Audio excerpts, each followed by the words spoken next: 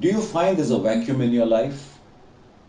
Do you feel that you do so much every day and yet at the end of the day you feel unaccomplished? You experience a void and a question, am I made for something else? Do you have the guts to give up who you're trying to be and become someone who you actually want to be? Your busy schedule at work may distract you from the hollowness and dissatisfaction, but the vacuum within remains. And so does the fact that you may be made for something else in life.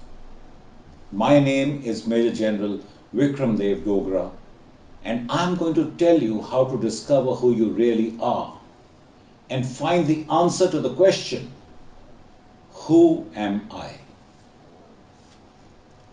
As a child, I used to make aero models. I would sit alone in my room for hours by myself, working on them. It was something that I really enjoyed doing. Not because I was trying to impress my parents or my teachers or my friends, but for the sheer joy of making them. And then for some unknown reason, I stopped. I don't even remember why. We all tend to lose touch with what we loved as children. Something about the pressures of growing up squeezes the passion out of us, and we grow up feeling that the only reason we need to do things is if we are rewarded for them. And this feeling translates into what we become. Have you ever wondered who you really are? If you ask, or if someone asks you, tell me about yourself, what would I say?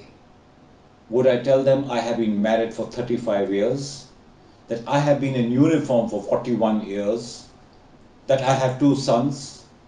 Is that who I am? This answer describes my relationship with my family and where I spent most of my life, but it does not bring out who I am. I have never been able to find an appropriate answer to this question. Who am I? Who am I is the same as asking what's my identity? And to find that out, we need to break up our identity into different components. Our identity is made up of our memories, our experiences, our feelings, our thoughts, our relationships, and our values. Because we can understand these individual components well, it becomes easier to understand our identity. Knowing who we are gives us confidence. It affects our life, from the choices we make to the values we live by.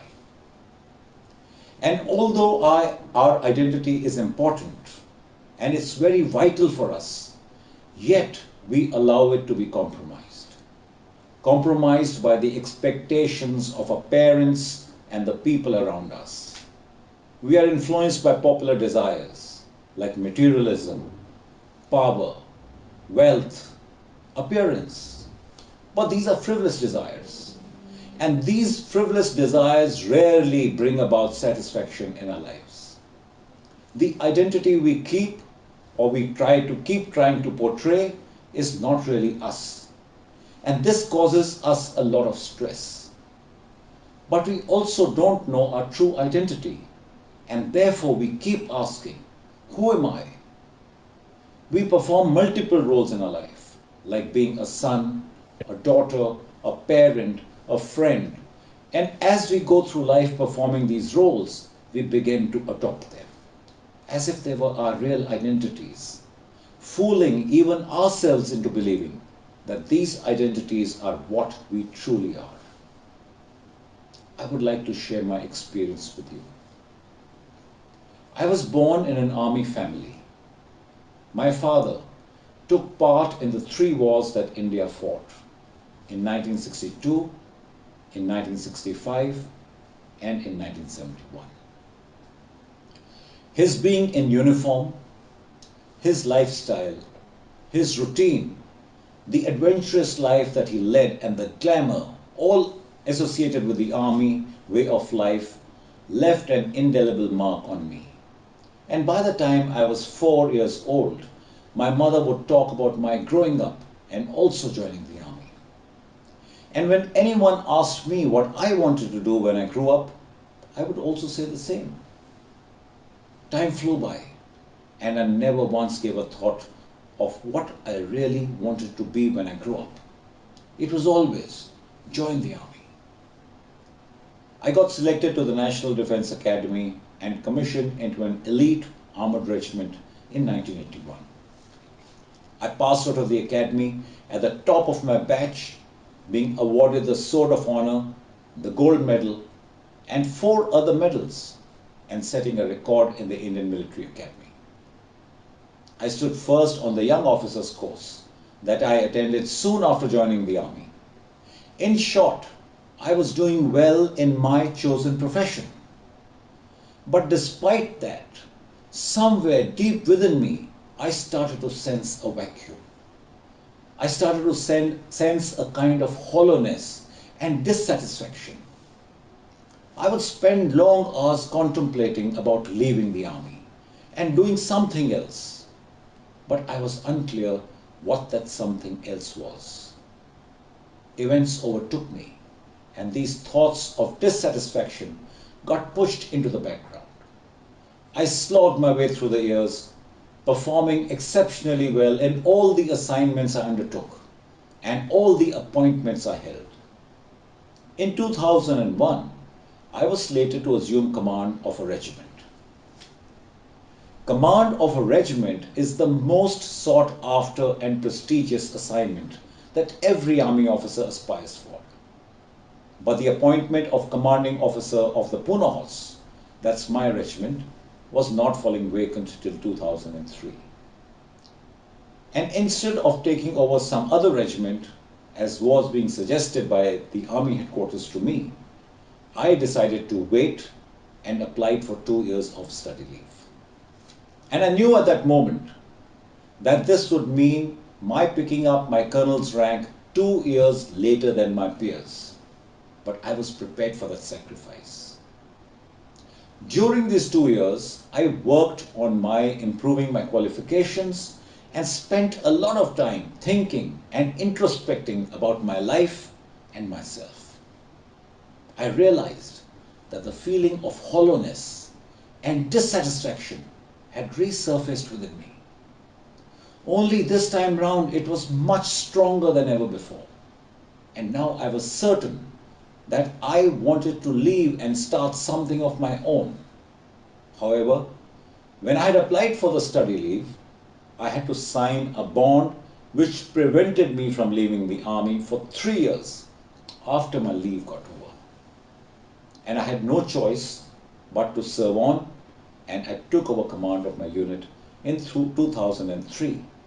And once again, life became very busy. My performance during the command of my unit was outstanding.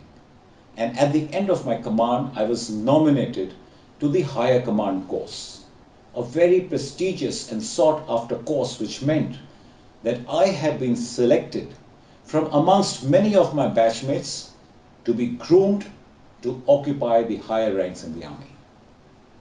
And I remember confiding in my wife, telling her how I had kept hoping my boss would sack me, as that would give me a good reason to quit the army and do what I really wanted to do. But it didn't happen. Soon after, I took over command of an armoured brigade on the Western Front with Pakistan, and thereafter the command of an infantry division, which was part of a strike corps. And all these were very sought after and prized assignments. Yet, I felt dissatisfied, and there was a hollowness within me. But it was too late for me to quit.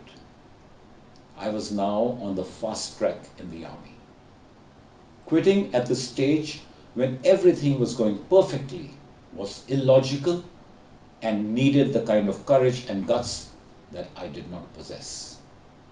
And so I continued in the army. I had an outstanding career, an outstanding record. I had achieved everything that any army officer aspires for. I was a general. I had status.